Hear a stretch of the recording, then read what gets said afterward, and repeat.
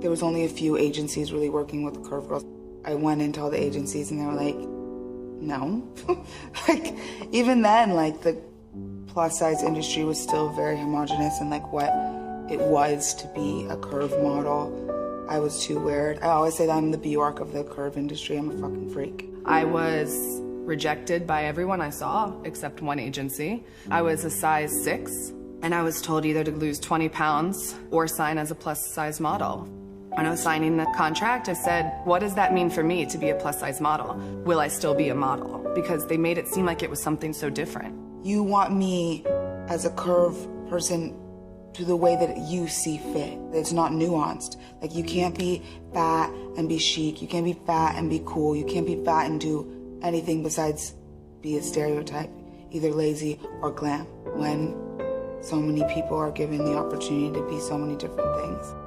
It took many years for it to dawn on me that I wasn't seeing any makeup castings, I wasn't seeing any hair castings, I wasn't really doing any editorials or wasn't being able to be in the magazines that I read.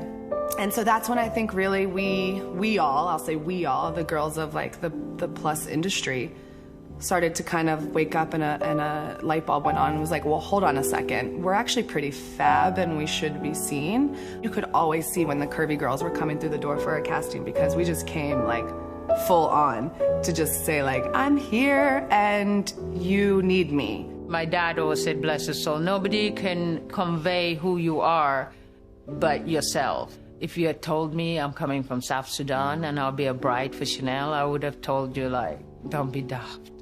I mean, I just remembered walking out in that outfit where it's all these little beads and all these seamstresses, you know, Chanel with their white coats, they're all standing there. I mean, it was the first time that I burst into tears because, you know, my parents would have been really proud because it was deeper than just, you know, a fashion show.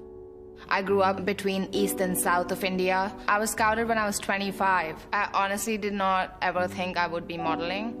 I'm here, that's a big deal, you know? Like, I haven't seen girls like me on the runway before. I could never flip through a magazine and see somebody wearing a hijab. And when you don't see something, it's really hard to believe it, but it's also really hard to even picture yourself as a cover girl, as somebody who's a model.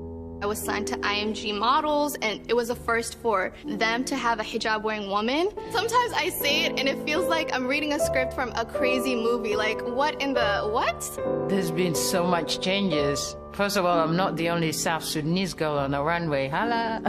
There are a lot of really amazing young girls. I just had to stop for one moment the other day, backstage at Marc Jacobs. All of a sudden, I'm like, this is not home. This is Marc Jacobs backstage. We're talking in Dinka, full-on Dinka. It was so cool.